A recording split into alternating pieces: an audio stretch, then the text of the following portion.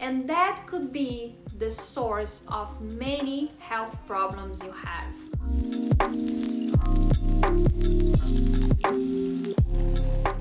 And hear me out, it looks far-fetched.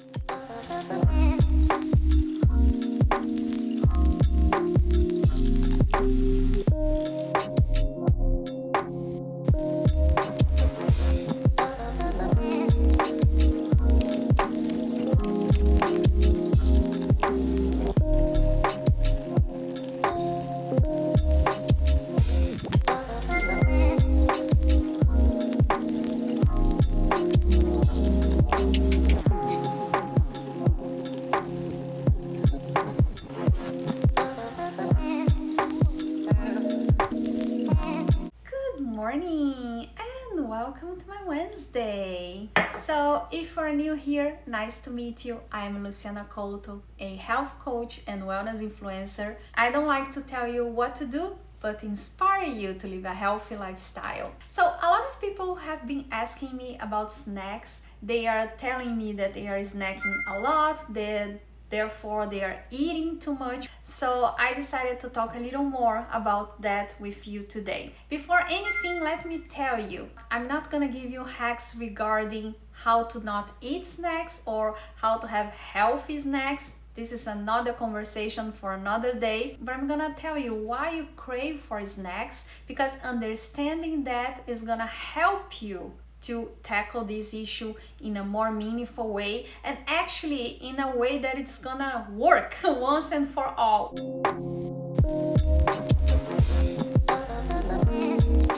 As we get closer to the winter solstice and the shortest day of the year, mornings seem a little lazier to start.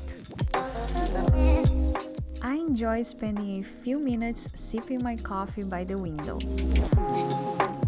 watching others start their day, as it helps me to recharge my own energy for work.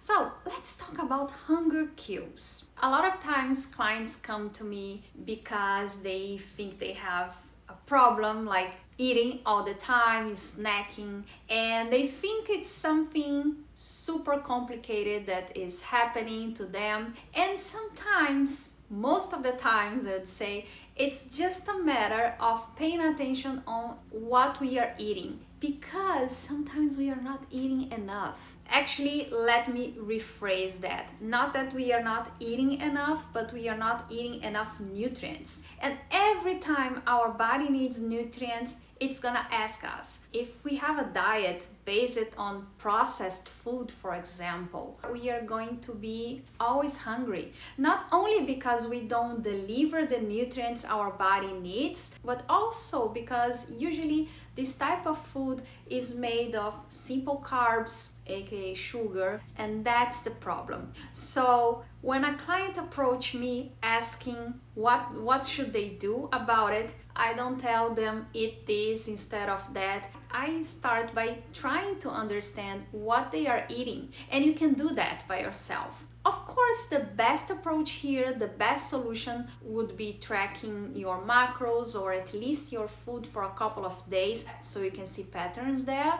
But I know it's not feasible for a lot of people. So if you want the simplest way, I would say write down what you eat for a couple of days, for a week. For a week is enough. If you have like a common diet, I mean most of the days you eat the same types of food, for a week it's gonna be okay. So write down everything you eat and try to identify what you are eating, because chances are you're not eating enough nutrients that your body needs. Of course, we can go deeper and deeper and deeper, but to simplify even more this process, I would tell you, track your protein. Try to understand how much protein you are eating every day. Because after years working with clients, I can say to you that you probably don't eat enough protein. And that could be the source of many health problems you have. Either excess of weight, either lack of energy, poor sleep, a variety of things. So start by the protein. Check your protein for a week, and if it's not enough, try to eat more protein and pay attention on how you react to that. That's why I always say journal is your best friend. Try to journal for a week. Everything you eat, how you feel, your energy or lack of, if you feel hungry, many times of the day, if you are feeling less hungry, because I'm telling you, knowing yourself is the most powerful thing that you can do. Check your protein, eat more protein, and see if you feel less hungry the next days. Second thing that I would look for is for carbs. Try to eat more complex carbs instead of simple carbs. Simple carbs are usually sugar and food made of white flour. I mean, white pasta, white bread. Try to eat whole wheat bread, whole wheat pasta, brown rice instead of white rice, because complex carbs satiate you more than simple carbs. I see that over and over with clients. They have this particular time in the afternoon when they are looking for sugar. They want a chocolate, they want a candy, they want a donut, they want bread. You know why does that happen? Because carbs are the quickest source of energy for your body. So when you lack nutrients, when you lack energy, your brain is gonna signal you that you want simple carbs, because this is the fastest way that your body can get energy. So if you are not eating enough, especially if you are not eating enough protein, enough complex carbs to sustain you for a long time, your body is gonna send you a signal that it wants simple carbs, aka sugar.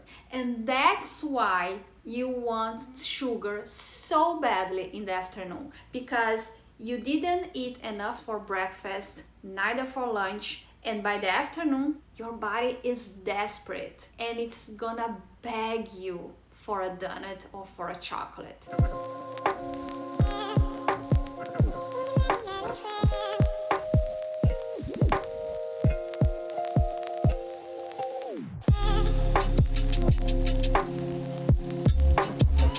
Of course, there are a lot of reasons why you can't stop snacking, but probably the first thing that I told you, the first part of our conversation, is gonna solve your problem. But yet, if you don't feel any improvement, I would say try to analyze your hungry. And actually try to ask yourself if sometimes we are just stressed or we are just bored. So next time you feel like you want to snack something, first ask yourself, am I really hungry? And answer it as honestly as possible. If you feel like you are not that hungry, wait 5 minutes. Tell yourself, I'm gonna wait 5 minutes, and wait. Because sometimes you just forget to come back for the snack. You get into other thing and you don't remember anymore that you were hungry. So try that as well. But here's another thing. As I said, sometimes it's just boredom, and you have to tackle the boredom. Nowadays we get bored very easily because we have a lot of entertainment around us, beginning by the cell phones. I don't want to go too deeper in this, but let's say that every time you get bored, you reach for your cell phone, for social media or anything that brings you that sensation, that good sensation. What you are doing actually is releasing dopamine, because every time you interact with something that gives you some type of reward, your brain is going to release dopamine and you are going to feel good. And that's why nowadays it's so hard for us to focus on other things, because we go to social media and we get these micro doses of dopamine over and over and over, and we get used to it. So when we have to perform other types of tasks, it's hard because we are not getting that dopamine that we are getting from those activities. And guess what else releases dopamine? food, especially food that we love. Sugar, chocolate, for example, in my case. So when we eat, let's say chocolate in my case, our brain releases dopamine and we feel good for a short period of time, of course. So that's why sometimes when we are bored, we seek those type of food, because we are seeking dopamine. And now that we know the cause, how do we address that? We should have a better relationship with dopamine. We start by trying to be less dependent on dopamine, on these small doses of dopamine from social media, for example, or other activities. If you wake up, if as soon as you wake up you reach for your phone, try to change that. Try to delay that gratification. Try to get stronger than those urges. That way you are going to train your brain to not need as much dopamine as you are needing right now. As I said, that can go deeper and deeper. Try to train your brain. Try small exercises like I'm gonna be 15 minutes away of Instagram, for example, or from TikTok, or from my messages, or from my email. And once 15 minutes is easy for you, try 20, and then 25, and then 30, until you feel confident that you are stronger than your urges. And hear me out, it looks far-fetched. Once you feel less bored, chances are you are going to snack less, if that's the cause of your snacking. Here's something important about snacks. There is no such thing as healthy and unhealthy food. What truly matters is whether your diet is balanced or unbalanced. For instance, I love using this festive time of year to indulge in a rich hot chocolate.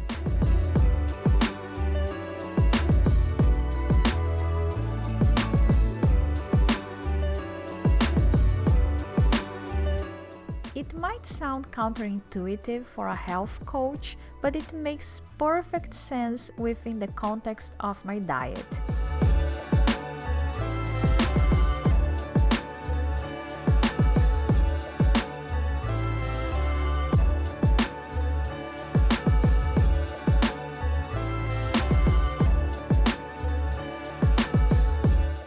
I know when to make objective decisions and when to allow myself a pause to enjoy life's little pleasures.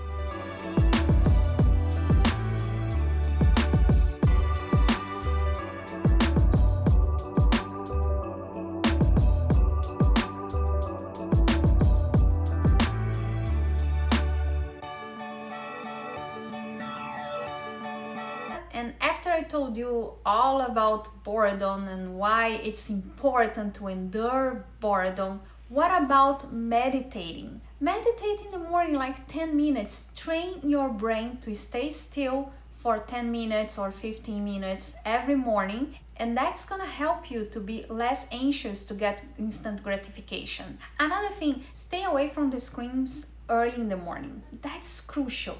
Our body produces a limited amount of dopamine. So if we wake up and we are already releasing dopamine, even in micro doses, we are going to be out of dopamine faster. So try to enjoy the morning. Open your window, open your curtains, have the sunlight in, talk to your loved ones, prepare an amazing breakfast for everybody. Try to find joy out of social media, especially in the morning.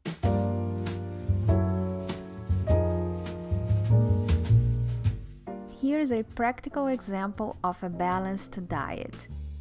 I know my hot chocolate is higher in carbs, so I balance it out with a dinner that keeps the day's macros in check.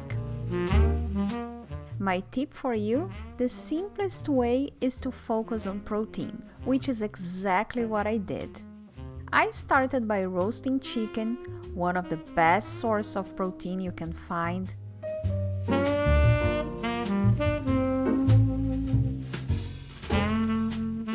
I mixed the leftover salad from yesterday with some quinoa I had in the fridge. adding a bonus dose of protein to the plate. To boost the protein content even more, I made an omelette. That's why I always keep eggs at home. They are a quick, low-calorie way to add protein to any meal. It's all about balance and enjoying the journey.